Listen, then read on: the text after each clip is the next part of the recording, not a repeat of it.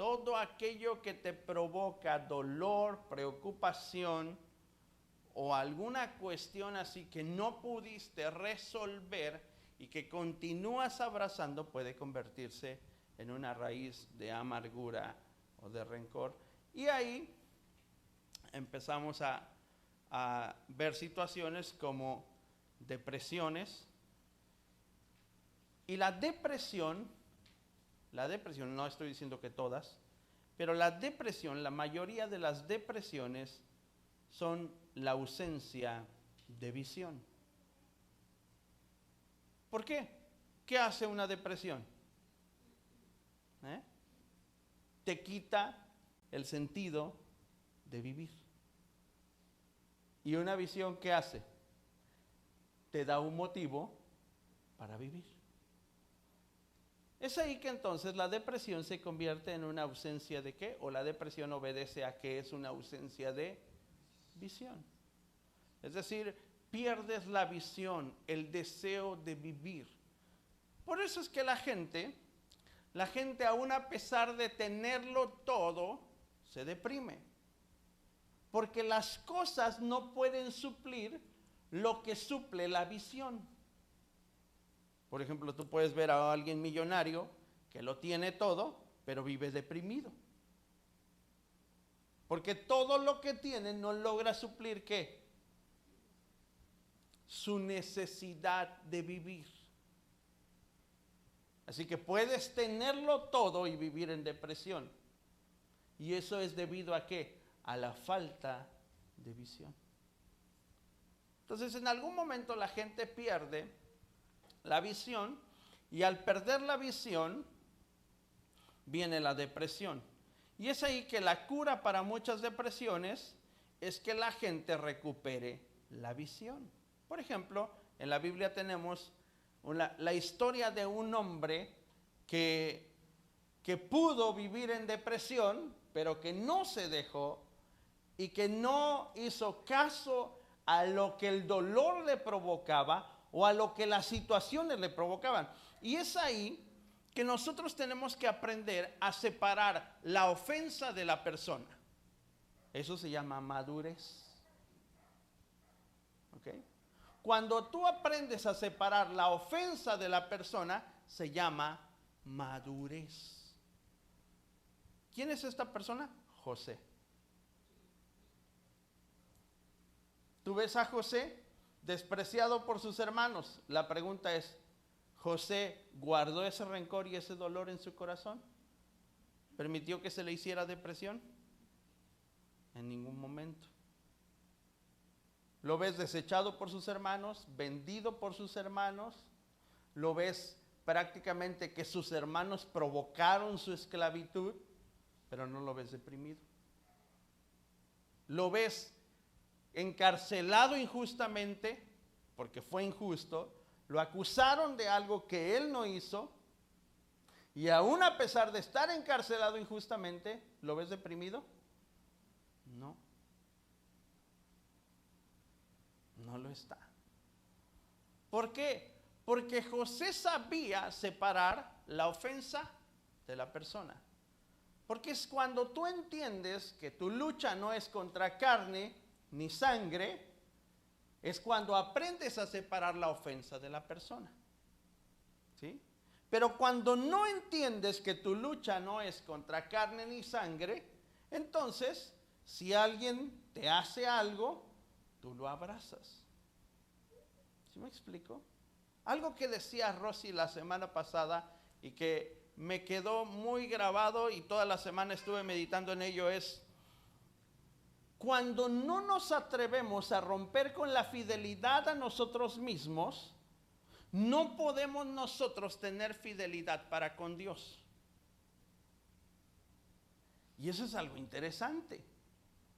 Porque mientras tú y yo sigamos siendo nuestra propia motivación para hacer las cosas, mientras lo que me ocurre siga siendo lo que provoca cómo soy, entonces no estoy aprendiendo a separar la ofensa de la persona. Quiere decir que me protejo más a mí, que me importa más lo que a mí me pase que si agrado o no agrado a Dios. Y es ahí que vienen o se desencadenan un montón de reacciones equivocadas que la semana pasada aprendimos que precisamente el diablo no cayó del cielo, fue lanzado del cielo, y que esas cosas que nosotros sabemos que nos dañan o que de alguna manera provocan algo que no debe de estar ahí, tenemos que echarlas de nosotros. ¿Ok? Entonces, la visión nos da el motivo para vivir, ese motivo que las cosas no pueden darnos. Así que recordemos un poquito lo que hemos aprendido sesiones anteriores. Visión es la representación clara de dónde deberíamos encontrarnos en el futuro, ¿ok? Es para recordar solamente. Y misión es la tarea específica en un lugar específico, para una persona específica, en un tiempo específico y bajo una circunstancia específica. Y dijimos que toda persona tiene que adoptar primero la visión, después vivir en su misión para que pueda tener una comisión. ¿Ok? ¿Por qué? Porque alguien que vive en visión será capaz de adoptar la visión de alguien más para ayudarlo a alcanzarla. ¿Ok? Eso es por qué Dios nos pide vivir en su misión, estar sujetos a Él, porque no se trata de lo que queremos, sino de lo que Él quiere. Por eso es que no se puede tener una misión solamente así como así. Tenemos que aprender que lo primero es adoptar una visión para vivir en su misión y después tener una comisión. Es decir, después se nos asigna el trabajo que tenemos que hacer. Y muchos de nosotros queremos llegar a una iglesia y comenzar a trabajar, cuando es totalmente lo contrario. ¿Ok? Es por eso que mucha gente se desespera y se va. Hace poco platicábamos con un familiar mío y le hacíamos ver características, porque tenía una situación en la que ha recorrido diversas iglesias, y él decía, es que a todas las iglesias donde llego, yo quiero trabajar y no me dejan hacer nada. Y pues es que yo ya no estoy para estar sentado. Y comenzamos a hablar con él y le empezamos a enfocar. Y una de las cosas que le dejábamos claro es, ¿sabes cuál es la visión de la iglesia? ¿Has adoptado esa visión? ¿Has hecho amistad con la gente? ¿Te has ocupado de empaparte de cómo se hacen las cosas ahí?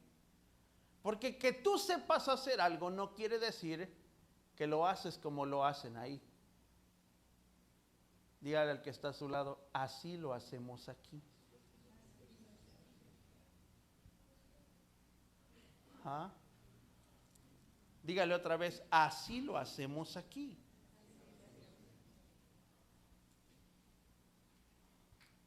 ¿Sabe que una de las cosas que más trabajo nos cuesta es adoptar la visión de un lugar, porque choca con los hábitos que nosotros traemos de otro lugar? Y entonces tendemos a desanimarnos rápidamente porque creemos que como lo aprendimos siempre tiene que ser así. Y entonces quiero dejar las cosas a medias. No, ya no, porque todos comenzamos cooperando bien y ahora ya nadie coopera, ya nos quedamos nosotros dos solos. ¿Y? Se nos dio el trabajo a nosotros dos, ¿no? ¿A quién se lo pidió el Señor? ¿A todos o a nosotros? A nosotros. Por eso es una visión. Y por eso es que todo mundo puede ser llamado, pero no todos pueden ser escogidos. Solo son escogidos aquellos que han aprendido a caminar en la visión que Dios ha puesto en el lugar donde Dios te ha plantado.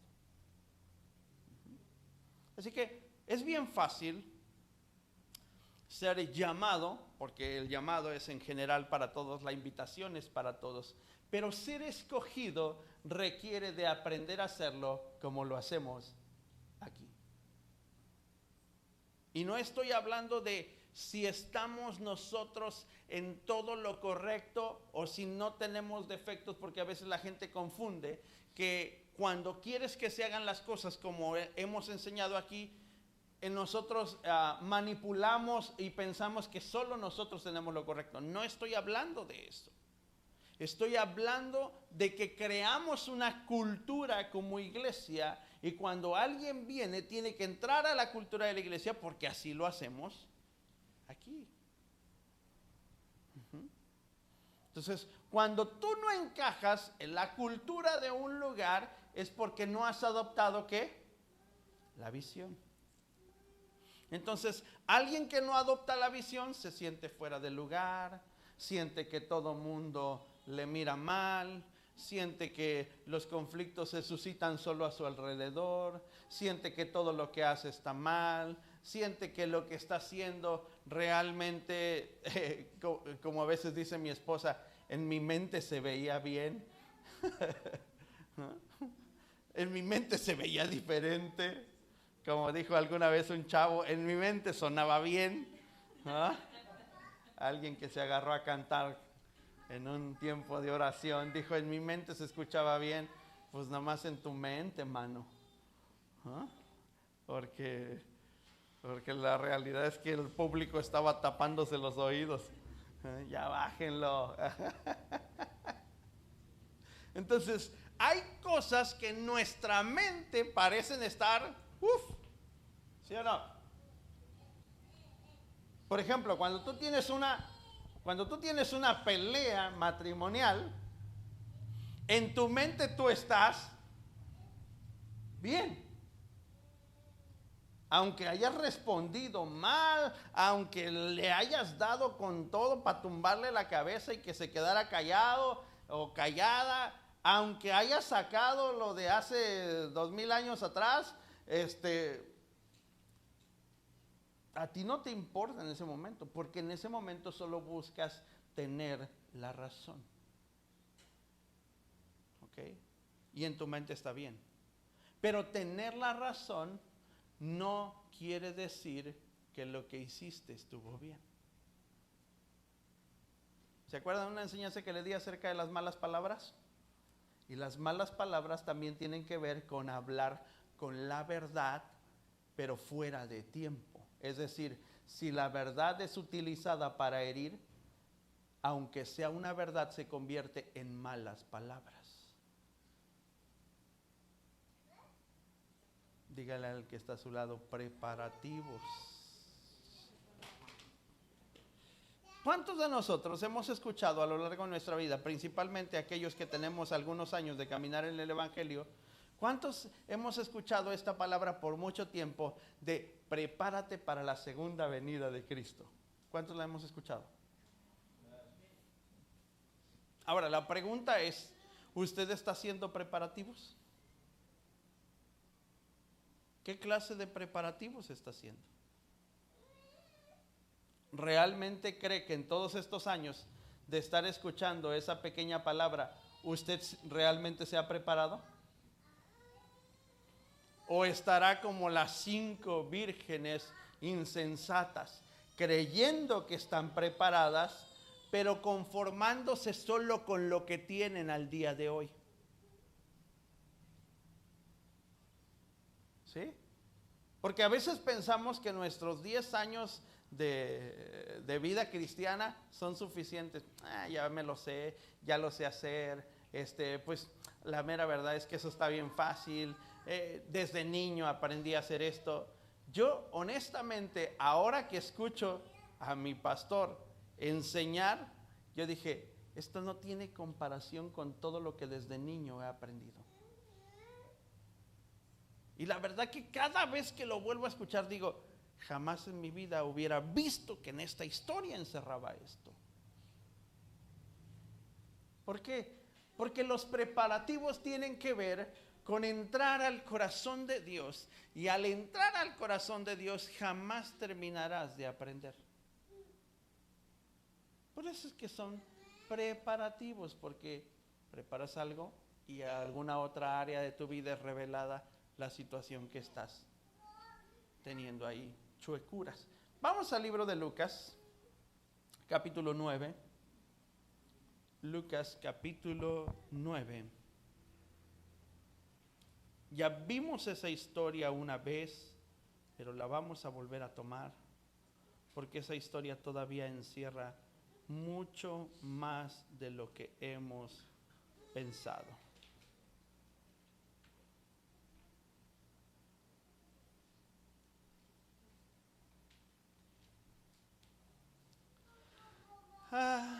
Lucas capítulo 9. Y vamos a leer a partir del versículo 51. Lucas capítulo 9, versículo 51. ¿Está listo? Dice así la palabra del Señor: cuando se cumplió el tiempo en que él había de ser recibido arriba, afirmó su rostro para ir a Jerusalén. Léalo conmigo otra vez ese versículo. Cuando se cumplió el tiempo en que él había de ser recibido arriba, afirmó su rostro para ir a Jerusalén. Léalo otra vez más conmigo, pero cuando lleguemos a él, cuando se cumplió el tiempo en que él, va a decir su nombre, cuando se cumplió el tiempo en que Eliseo había de ser recibido arriba, afirmó su rostro para ir a Jerusalén. ¿Ya me entendió? Ahí ponga su nombre, por favor. Cuando se cumplió el tiempo en que Eliseo había de ser recibido arriba, afirmó su rostro para ir a Jerusalén. Esa palabra afirmó tiene que ver con determinación. ¿Ok? La palabra afirmó tiene que ver con determinación. Y determinación es la decisión de terminar algo antes de haberlo comenzado. Eso es determinación. Si han escuchado que muchas veces les he dicho que en algunas áreas de nuestra vida necesitamos ser determinantes. Es decir, tenemos que tomar la decisión de terminar con algo antes de comenzarlo. Es decir, desde ahora ya lo decidiste y así tiene que suceder. Entonces, cuando la Biblia nos está enseñando que Jesús iba a ir más lejos, dice que afirmó su rostro, es decir, se determinó a que su rostro reflejara cuál era la visión y la misión a la cual él había venido. Es decir, él estaba determinado, aun a pesar de cualquier cosa o circunstancia, a cumplir con el objetivo por el cual el Padre lo había enviado. Y el asunto aquí es que nosotros necesitamos determinación para que aun a pesar de todas las cosas que puedan ocurrir a nuestro alrededor, nosotros lleguemos a la meta. ¿Ok? Es por esto, la sesión pasada hablamos acerca de los enemigos de una visión y de una misión. Y los enemigos de una visión y de una misión eran la comodidad. Quien no está dispuesto a dejar su comodidad no podrá alcanzar la visión. ¿Ok? También hablamos acerca de las tradiciones personales. Quien no está dispuesto a dejar atrás sus tradiciones personales. ¿Cuáles son tradiciones personales? Actitudes, modos que hemos aprendido que son de nuestra familia o que desprenden de aquello que ha sido enseñado por nuestra familia. Ejemplos que a veces no están correctos. ¿Sí me explico? usted nota algunas cosas como costumbres y hábitos que no están correctos, que son parte de su familia, como por ejemplo el desorden, como por ejemplo las contestaciones. ¿Sí o no? Hasta a veces le dicen, contestas igualito que, y dicen el apellido, eres bien Rodríguez. Hombre, se te sale lo García. Te fluye lo Valleza.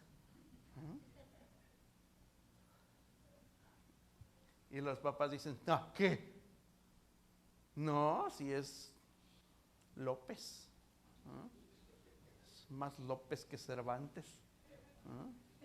Y todos se defienden, ¿no? ¿Sí o no? ¿Sí o no? Lo González se te sale así. Y luego dice el otro, ¿qué?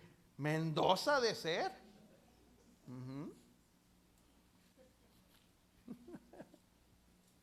¿Por qué?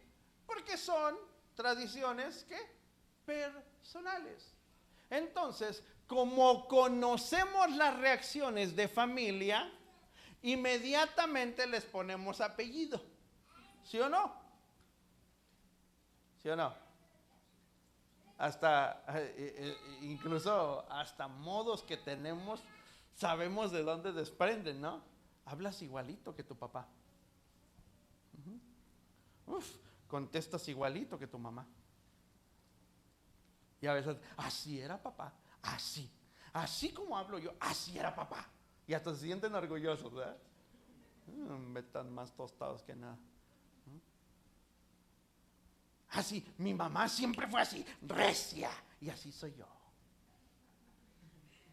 Si supieras que eso es lo que te está matando.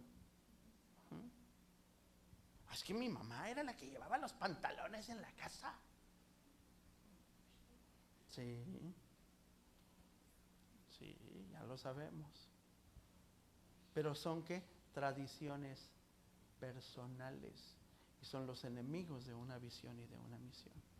Otro de los enemigos de la visión y de la misión, solo estoy recordando para poder continuar con lo que vamos a hablar, porque necesito que tengan claro esto.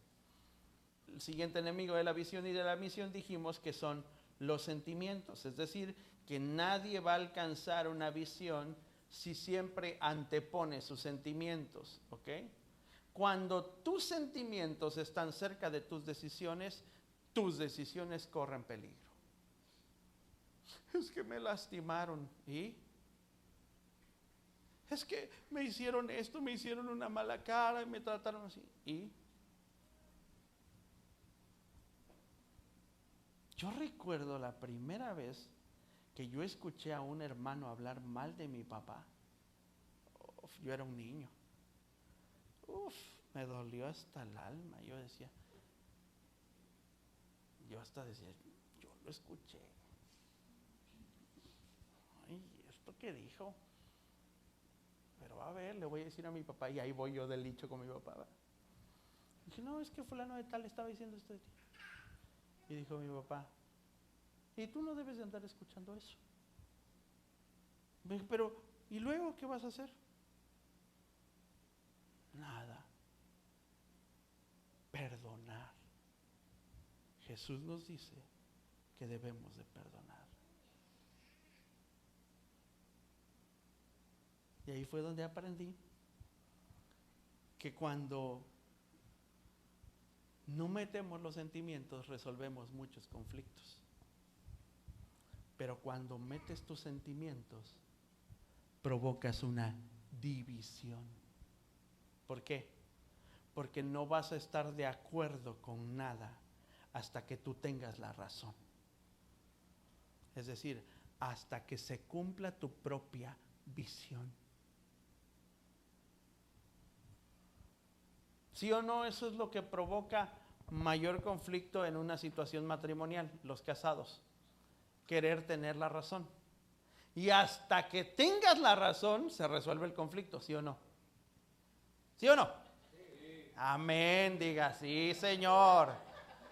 Hasta que ella tiene la razón, se resuelve el conflicto. Ya me estoy desahogando, no, no es cierto. No. Hemos aprendido a lo largo de estos años a que no buscamos tener la razón, buscamos resolver el conflicto. Porque para tener la razón jamás terminaremos. ¿Sabes por qué? Porque ese conflicto, cuando tú le das la razón sin tener conciencia de aquello, ese conflicto va a salir más adelante en otro conflicto. Porque no se resolvió. Solo le diste la razón para que aquello terminara. Y ahí está el problema, porque arrastramos conflicto tras conflicto sin resolver. ¿Ok? Entonces, nunca mezcles tus sentimientos con la visión. Es mejor perro vivo que león muerto, dice la Biblia. Es decir, puedes ser Juan sin miedo y puedes lograr todo lo que tú quieras. Y tú puedes entrar con todo. Y tú eres el que logra todas las cosas y todo lo que se propone. Y tú eres el que provee para la casa. Y sin ti nadie puede hacer nada según tú. Pero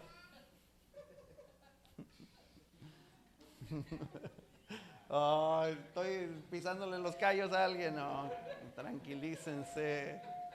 ¿Ah? Ay, Dios mío. Revelaciones. ¿Ok? Y entonces, según tú ahí ordenas el baile. ¿Ok? Pero ¿qué pasa? ¿Qué pasa cuando alguien toca tus sentimientos? Y cuando decides en base a tus sentimientos. Así que aunque seas un león, si no tienes vida, lo mejor es un perro vivo. Porque el perro tiene muchas cualidades, pero tal vez no sea tan feroz como un león, pero tiene una ventaja sobre el león muerto. Él está vivo, exactamente. Y estando vivo puede lograr más que alguien que se cree muy feroz para resolver las cosas. ¿Ok? Y luego leímos que los enemigos de una misión es no llevar bolsa, no cargar alforja, no llevar calzado y no hablar con nadie. Y no llevar bolsa dijimos que se refiere a dinero. Es decir, tenemos que aprender a depender totalmente de Dios, porque cuando nosotros dependemos de nuestro propio recurso, siempre estamos contando para cuánto tiempo nos va a alcanzar. Y ahí se pierde la dependencia de Dios. ¿Ok? Cuando tú estás constantemente contando tu recurso, tú estarás haciendo cálculos de para cuánto te va a alcanzar. Ojo, esto no tiene que ver con los cálculos que dice la Biblia, que cuando quieres construir una torre no se sienta primero y calcula. No está hablando de ese tipo de cálculos. Está hablando cuando nosotros somos mezquinos para darle a Dios. ¿Ok? Es decir, tenemos que aprender a no escatimar, porque la Biblia no tiene cantidades. Mira, voy a hacer un paréntesis aquí. Y dice la Biblia que hay que dar honor a quien honor merece. ¿Ok? Y yo voy a aprovechar este paréntesis para en este punto darle honor a alguien que con su vida y con su ejemplo a mí me ha impulsado a ser mejor y a no dejar de bendecir. Y esa persona es Gisela. Gisela es una mamá soltera que sostiene a sus hijos, que se despedaza para que sus hijos cumplan en la escuela, tengan todo lo necesario. Pero ¿sabe qué es lo que más admiro de ella? Que constantemente está comprando Biblias, así lo digo literalmente, comprando Biblias para regalarle a todo aquel que le predica de la palabra.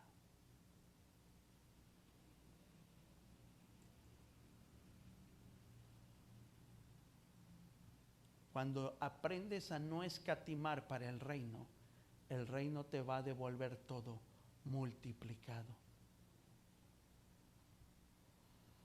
Pero cuando estás contando tus recursos, si yo le pregunto a Gisela, ¿tu recurso te alcanza para gastar todo lo que gastas?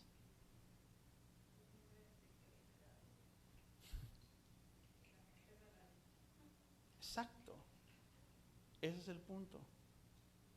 Gisela no tiene que decirme a mí cuánto gana, porque yo veo reflejado en su diezmo cuánto gana, y yo sé que su recurso no alcanzaría para hacer lo que hace, pero lo hace. No escatimar para el reino tiene que ver con no llevar bolsa o cartera, porque el reino siempre suple tu necesidad. Así que ese es un enemigo de la visión, estar siempre pensando que no nos alcanza, que no tengo para cooperar en la obra, que no tengo para lo que los demás tienen acceso, que no tengo para que también le entremos al proyecto tal, que no tengo recurso, que no tengo esto. Eso es estar dependiendo de tu propio recurso. No llevar alforja tiene que ver con que tú no te sientas lleno ya. Es decir, hay gente que cree que el nivel que ha alcanzado es el nivel suficiente y que tiene un conocimiento ya establecido para poder lograr lo que quiera. Si tú te sientes lleno, no vas a alcanzar la visión, porque aquel que se siente lleno ya no busca como el que tiene hambre. Por eso es importante tener hambre. Yo le pregunto a usted, ¿usted está buscando a Dios realmente como lo hacía antes?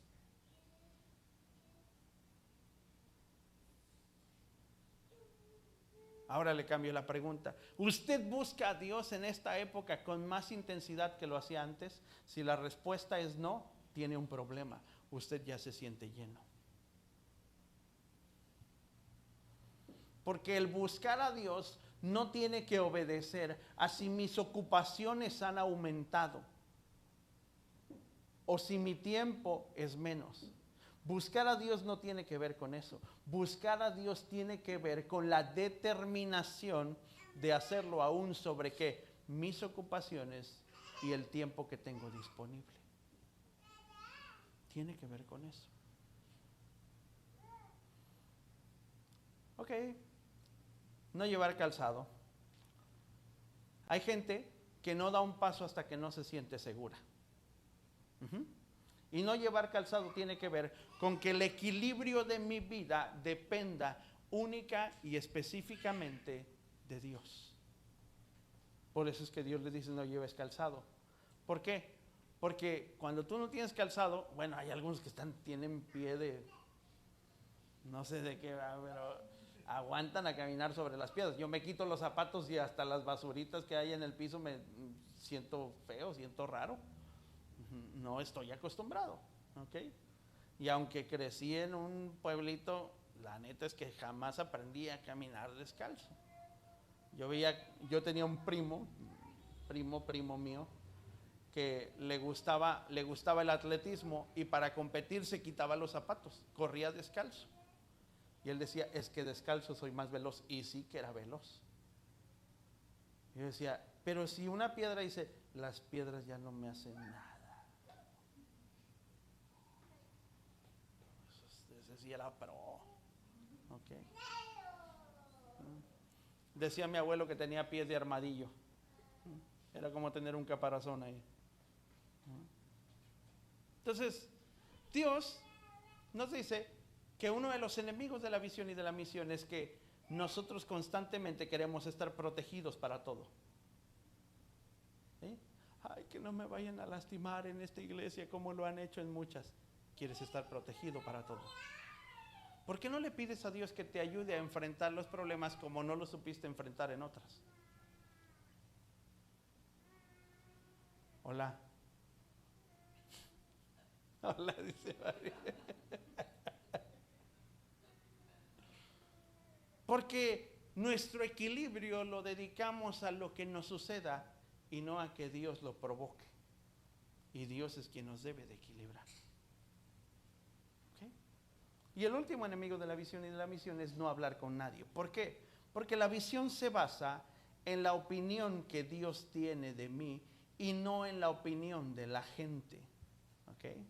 Cuando Jesús dice, me voy, y Pedro mete su cuchara y da su opinión, no, maestro, no te suceda tal cosa. Jesús le dice, apártate de mí, Satanás. ¿Por qué lo reprende? Porque su opinión está atentando contra el cumplimiento de la visión y de la misión que Jesús tenía en la tierra. Por eso es que Jesús termina reprendiendo a Pedro y le dice, cállate. No voy a decir, como dicen aquí en Monterrey. Le dijo, cállate la boca. ¿Okay? Y todos están pensando como dicen aquí en Monterrey. Sí, así dicen todos. Cállese. ¿Okay?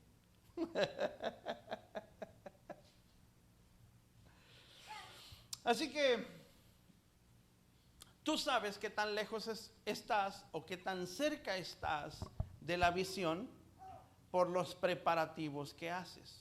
¿Por qué? Porque les ponía el ejemplo de la boda. Mientras más se acerca la fecha, ¿qué haces? Más aceleras los preparativos. Mientras más tiempo falta, te la llevas, más el mexicano, ¿verdad? ¿Sí o no? Toda la última hora. ¿Para cuándo es la tarea, mijo? Para dentro de 15 días, ma. Ah, no hay bronca, ahí lo hacemos en la otra semana. Y luego un día antes, ¿por qué no me dijiste? Sí te dije, ma, te dije de hace 2 semanas. Pero mira, falta esto, falta aquello, ándale, apúrate. Y regañamos al niño, regañamos al hijo. Porque tú tenías que haberme dicho, ¿por qué no me recordaste? Ah, jale, pobre chamaquito, ya está todo así. Pues sí, mamá, sí te dije. No, pero tú tenías que haberme recordado, porque es tu tarea, no la mía. Pobre niño. Y así queremos estar con Dios también. Así le queremos hacer a Dios. Es que, Señor, si tú me hubieras revelado eso, algo diferente habría sucedido. Viene a buscar un amigo. Algo diferente habría sucedido, Señor. Preparativos. ¿Okay? Los preparativos nos corresponden a nosotros, no a Dios. Así que tú sabes qué tan cerca o qué tan lejos estás de la visión dependiendo de los preparativos que haces. Los preparativos que haces están hechos de acuerdo a la visión que tienes y son la señal del nivel al que te acercas. ¿Por qué? ¿Quién de ustedes que va a entrar a la universidad usa la guía del examen de la primaria?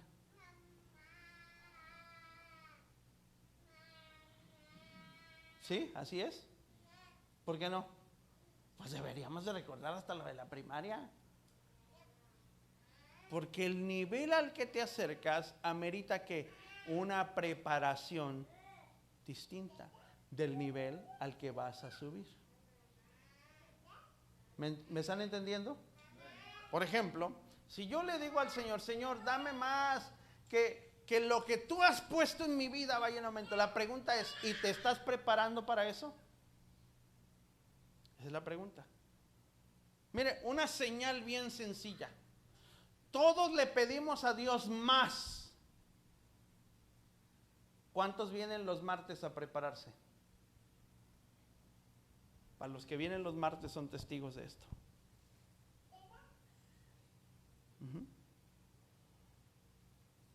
Entonces, el nivel de preparativos determina el nivel al cual estás aspirando llegar. El nivel de preparativos determina el nivel al cual estás esperando llegar. Hay personas que no pueden venir el martes, pero constantemente me están diciendo, pastor, esto que compartió, explíquemelo. Pastor, esto que alguien me compartió, por favor, puede reafirmármelo. Pastor, ¿me puede enseñar esto? Pastor, leí esto que hace poco vieron y no entendí esto. Cuando alguien quiere más, sus preparativos son distintos. Dile al que está a tu lado, se me hace que no estamos haciendo preparativos.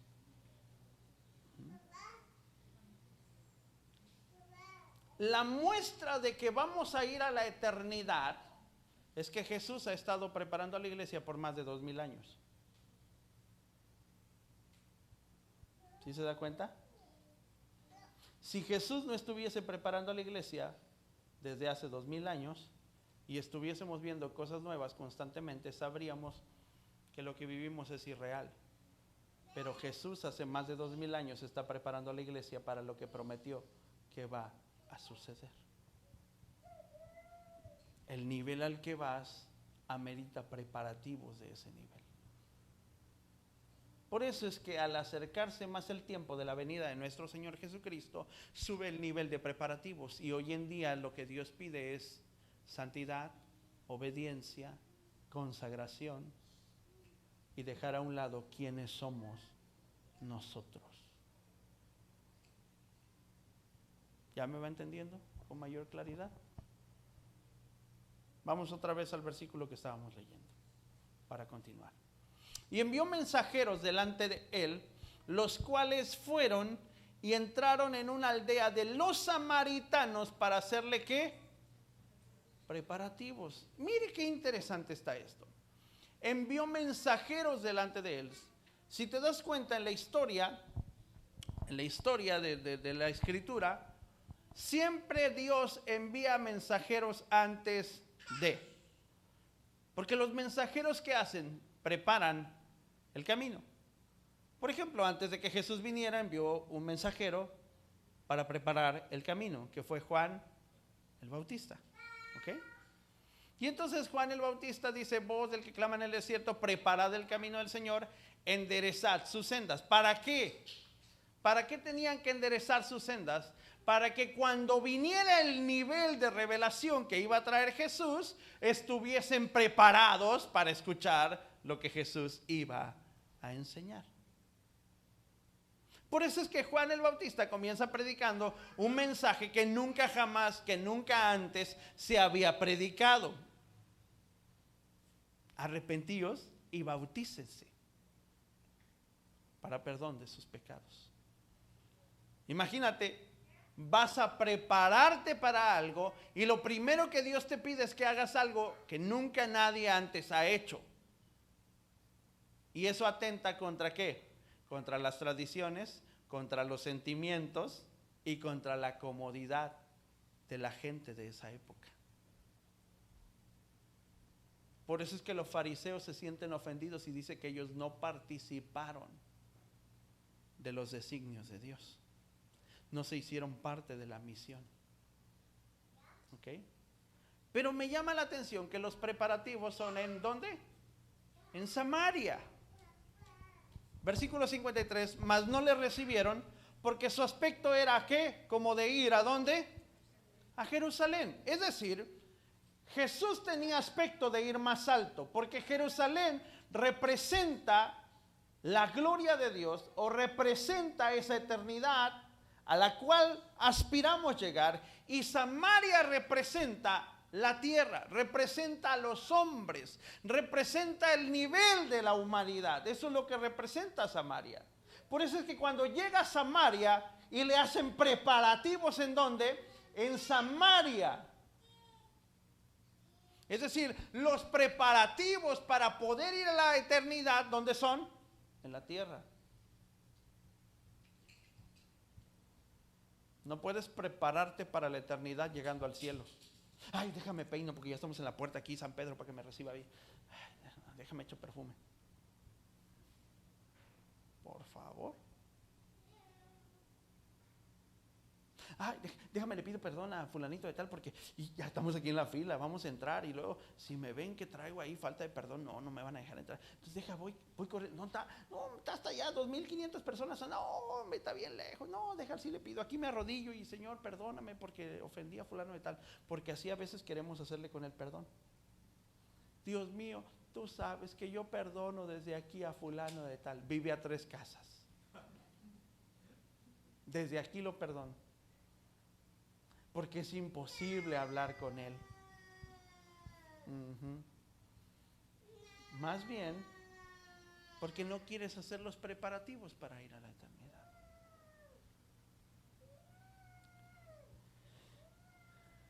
Versículo 54. Viendo esto, sus discípulos, ¿qué vieron?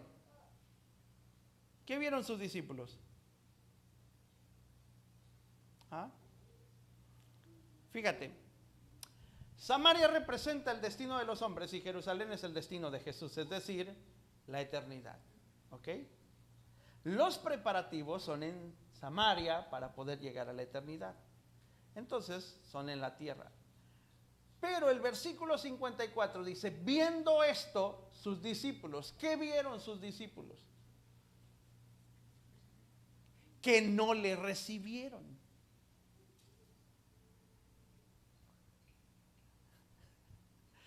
Eso está genial. ¿Sabes por qué? Porque la gente se va de las iglesias por cosas que ven. No, es que vi que hacían esto y pues la mera verdad no me gustó. No, es que vi que pasaba esto y la mera verdad no me gustó. Es decir, abandonan la visión por lo que ellos ven. Es ahí la razón del por qué sus discípulos le dicen al maestro, ¿quieres que pidamos que descienda fuego del cielo? ¿Por qué? Porque vieron el rechazo que la gente tenía hacia Jesús. ¿Y quiénes se indignaron? ¿Jesús? Ellos. Porque ellos ¿qué? Lo vieron.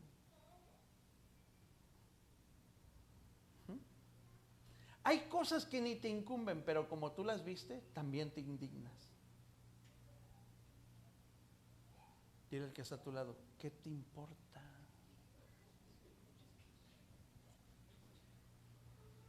Dile otra vez, ¿qué te importa? Dile, tú adopta la visión y camina en ella. El problema del por qué mucha gente no alcanza la visión es porque siempre están viendo cosas y las toman personales como si a ellos les estuviera pasando. ¿Qué te importa? Es como cuando Jesús le dice esta parábola a sus discípulos, les dice, un hombre rico salió y buscó jornaleros y contrató a unos y dice que los contrató desde la mañana hasta la tarde. Y en la tarde dice que necesitaba más y salió y buscó y les dijo a estos, nada más van a trabajar las últimas horas del día y les voy a pagar igual que a los que empezaron desde la mañana. Entonces cuando llegó el momento de la paga, le pagó a todos iguales. Y los que empezaron desde la mañana les dice, oye, ¿cómo? O sea, nosotros estamos aquí desde la mañana. Y les dice Jesús en la parábola, les dice, ustedes aceptaron venir a trabajar por ese precio, ¿no? Eso es lo que les estoy pagando. Y a ellos que trabajaron menos, les voy a pagar lo mismo, porque es mi dinero. Y si yo a ellos les quiero dar lo mismo, a ustedes ¿qué? Así dice literalmente la Biblia, ¿eh? ¿A ustedes qué? En otras palabras, ¿qué te importa? ¿Ah?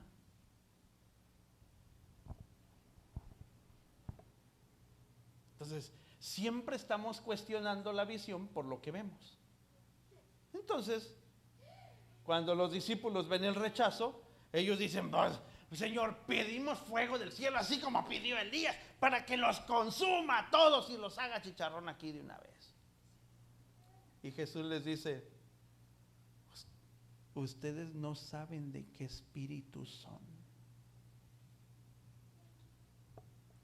Hay gente que puede estar con Jesús, que puede estar al lado de Jesús, y con sus actitudes le está rechazando. Y regularmente el ser humano tiende a ver lo que no nos pidieron ver. ¿Se acuerda de 2 espías que fueron enviados por Moisés? Les dice Moisés la siguiente indicación: vayan y exploren si la tierra es buena para habitar. Esa fue toda la indicación. Si la tierra es ¿qué? Buena. Entonces llegan los espías a la tierra prometida y ¿qué es lo primero que empiezan a ver? Empiezan a ver si la tierra es fácil de conquistar. Y les mandaron a ver si la tierra era ¿qué? Y a veces Dios así nos pide cosas. Dios te pide que tú veas si aquello que estás haciendo es bueno, no si es fácil. Por ejemplo, hace un tiempo platicando con mi esposa, yo le decía, ¿sabes qué? Ya vamos a necesitar cambiarnos de lugar a un lugar más grande. Eso va a ser bueno para la iglesia. La pregunta es, ¿va a ser fácil? No. Pero ¿qué es lo que Dios me está pidiendo? ¿Que sea fácil o que sea bueno? Que sea bueno. Entonces, lo que sucede es que hay cosas que Dios nos pide que son buenas, pero que no son fáciles. Y nosotros estamos esperando que sea fácil y dejamos de lado si es bueno. Así que, si no es fácil, no entramos. Por eso es que también Jesús, al definir esto con sus discípulos, les dice, ustedes no saben de qué espíritu son, porque quien comparte tu espíritu, comparte ¿qué? Tu destino. Pero quien no comparte tu espíritu no puede compartir tu destino. Aquí hay algo muy importante. Cuando la gente busca lo fácil, regularmente no es lo bueno. Es más fácil ver lo malo en una persona que ver las virtudes. Fácilmente encontramos las cosas malas de alguien. Pero pregúntale a alguien las virtudes de esa persona y les cuesta un trabajo describir las virtudes. Ay, no, es que, o sea, sí tiene muchas cosas buenas, pero es que es bien quién sabe cómo. O sea, no es malo, las esposas hablando del marido, no es malo porque no es malo. Nos tiene todo, nos trata bien, ¿no? Pero es que hay algo que quién sabe qué. ¿Es bueno? Sí. ¿Dios te dijo que sería fácil?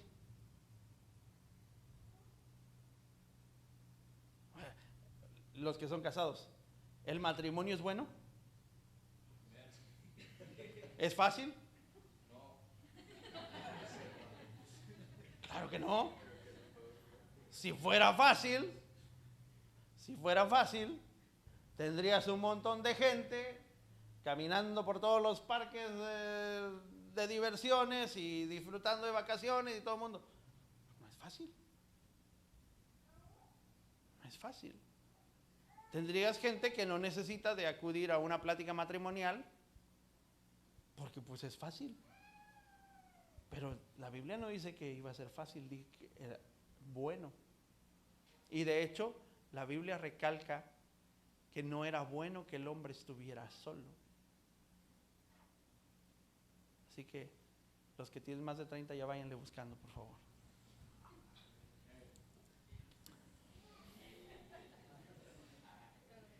Ay, lo pensé o lo dije. Por ejemplo, David escribe en Salmo 133, mirad cuán bueno y cuán delicioso es habitar los hermanos juntos en armonía. ¿Es fácil estar en armonía? No. ¿Es bueno? Es lo que dice la Biblia. Es bueno, pero no es fácil. Si miras al de al lado, es muy diferente a ti. Muy diferente a ti. ¿Ah? Pero muy diferente a ti. Ahora imagínate, tener puros iguales a ti, conviviendo contigo, ¿cómo crees que sería? ¿Eh? Exacto. Si contigo batallas, imagínate tener puros iguales a ti. ¿Eh? Imagínense ese cuadro. Te toca convivir con pura gente igual que tú. ¿Cuánto aguantarías? ¿Eh? ¿Cuánto? Si aguantas 5 minutos mirándote al espejo, ay, mira, estoy bien, ay, no, ay, mira, ya me salió un grano, ay, no, ay. Estas greñas, ay, ya me tienen, estas greñas, estos chinos, ay, no. ¿Cómo me los desenredo? Si contigo batallas, Imagínate. Entonces la Biblia nos habla de cosas que son buenas, pero que no son fáciles. Y eso tiene que ver con que hagamos preparativos para alcanzar la visión. Por ejemplo, en el versículo que les estaba diciendo acerca de Moisés, Moisés prueba el espíritu de 2 espías mandándoles saber si la tierra es buena, no si la tierra es fácil. Solo puedes compartir el destino con quien compartes el espíritu. ¿Con quién comparte Moisés el destino de la tierra prometida? ¿Con quién comparte Dios el destino de la tierra prometida? Solamente con 2 espías que regresan diciendo, la tierra es buena. ¿Quiénes son esos 2? Josué y Caleb. Si tú vas a la historia, te vas a encontrar con que ellos regresaron diciendo que la tierra era buena. La tierra es buena. Y los 10, ¿qué dijeron? No, hay gigantes en ella, no vamos a poder, nos van a derrotar, somos como langostas a su parecer. No les preguntaron si era fácil entrar, les preguntaron si la tierra era buena. Y Josué y Caleb trajeron un racimo de uvas para mostrar que la tierra era ¿qué? Buena. Y de los 2 espías, solo Josué y Caleb entraron a la tierra prometida. Porque quien comparte tu visión, comparte tu destino. Así que cuando dejas que tu corazón se llene de amargura, tu destino es una vida de amargura. Si compartes el pesimismo, tu destino será siempre vivir en pesimismo. ¿Quieres saber cuál es tu destino? Pregúntate el espíritu de quien compartes. Hazte esa pregunta. El espíritu de quien compartes. Solo 2 espías compartían el espíritu con Moisés. Por ejemplo, Yetro le dice a Moisés, no vas a llegar a tu destino si no compartes tu espíritu. ¿Cómo es que Yetro le dice eso a Moisés? Le dice, escoge a 70 varones con quien compartir tu espíritu. Así le dice Yetro a Moisés. Y solo los asuntos más importantes que vengan directamente contigo. Es decir, escogen 70 hombres para que Moisés comparta su espíritu con ellos. Y era como si Moisés ministrara directamente a las personas, a cada tribu. ¿Sabes cuál es el problema con la gente? Que la gente no entiende la autoridad delegada. Porque si el pastor no me lo dice, ¿por qué me lo va a decir Rosy? Y a veces les pongo a Rosy a propósito. Ustedes no se dan cuenta, pero se las pongo a propósito. Usted la ve ahí tranquilita. Pero un día que la agarre en sus 5 minutos, no le van a quedar ganas de volver a platicar con ella. ¿Verdad, González?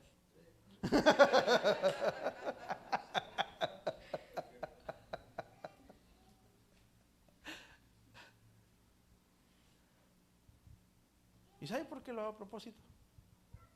Porque precisamente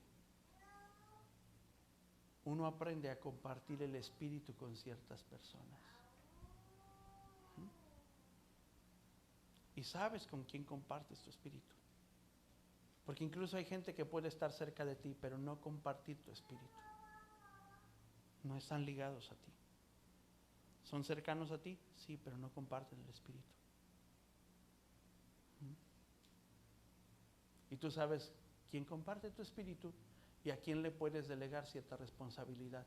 En quién puedes confiar y puedes decirle, oye, no voy a estar, pero tú ora, empieza haciendo esto, comienza haciendo aquello. Habla con fulano de tal, aconseja a fulano de tal, te encargo que vayas y hagas esto. Pero hay gente que no entiende eso, porque no comparten el espíritu con las personas. Entonces, el Hijo del Hombre, ya para terminar, mira lo que dice el último versículo. Dice, viendo esto sus discípulos, bueno, eso ya lo leímos, 55, entonces volviéndose, él los reprendió, vosotros no sabéis de qué espíritu sois, porque el Hijo del Hombre no ha venido ¿para qué? Para perder. Esto es importante. Tú y yo, mi pastor me lo repite, fíjate, cada domingo mi pastor me manda un mensaje y cada domingo me repite, no naciste para perder. Tú no naciste para perder. Así que deja que Dios se glorifique a través de tu vida hoy. Y es impresionante leer esas palabras cada domingo. Tú no naciste para perder, tú naciste para ganar. ¿Por qué? Porque el espíritu que compartes es el espíritu de alguien que ya venció anticipadamente en una cruz. Es por eso que el diablo no tiene oportunidad, porque la Biblia dice que él ya fue ¿qué? Derrotado. Entonces, si tú compartes el espíritu del diablo, tú estarías ¿qué? Siempre derrotado. Pero si tú compartes el espíritu de Dios, es entonces que entiendes que el espíritu de Dios te ha hecho más que vencedor. Entonces, cuando Jesús les dice que el Hijo del Hombre no vino para perder, es por eso que no fuimos formados para perder, sino para ganar. Pero solamente puedo ganar si comparto el Espíritu de Dios. Hay cosas que vamos a perder en el camino, pero no vamos a perder las almas ni nuestra alma, porque sabemos cuál es el espíritu que compartimos. Termino con un último ejemplo. Dios le dice a Adán y a Eva, de todo árbol que está en el huerto ustedes pueden comer. Y la serpiente les viene a cambiar ¿qué? La visión. ¿Cómo les cambia la visión? Les dice la serpiente, con que Dios dijo que no puedes comer de ningún árbol que esté en el huerto. ¿Qué fue lo que le hizo? Que viera de una manera diferente. Le cambió su visión. Hizo que viera a Dios como alguien que no quería darle libertad. Cuando Dios le dio la libertad desde el principio, de todo árbol que está en el huerto puedes comer, solo de uno no puedes comer. Pero la serpiente le cambió la visión y la mujer ni cuenta se dio. Le dijo, con que Dios te dijo que no puedes comer de ningún árbol. Y Eva se quedó con eso. ¿Por qué? Porque aunque Eva responde, no, Dios dijo que podemos comer de todo árbol. Y entonces la serpiente sigue alimentando la visión errónea. Y le dice, lo que pasa es que Dios sabe que el día que tú comas de ese árbol vas a ser como Él.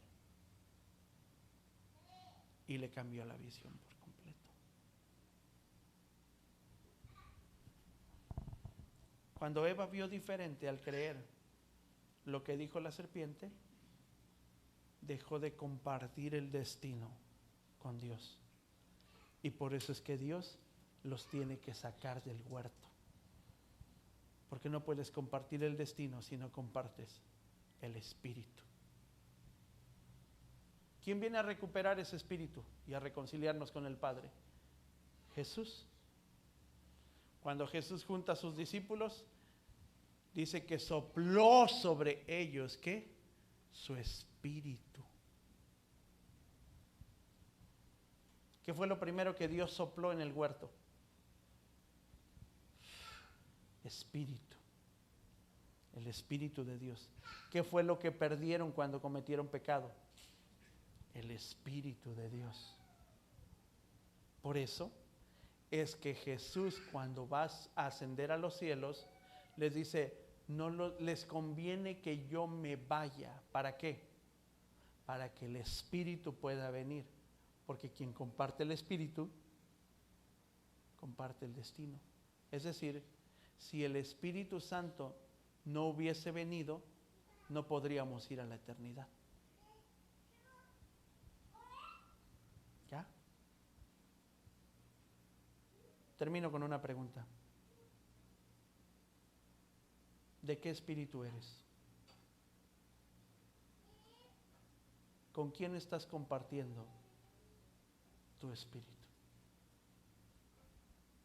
¿Quieres conocer tu destino?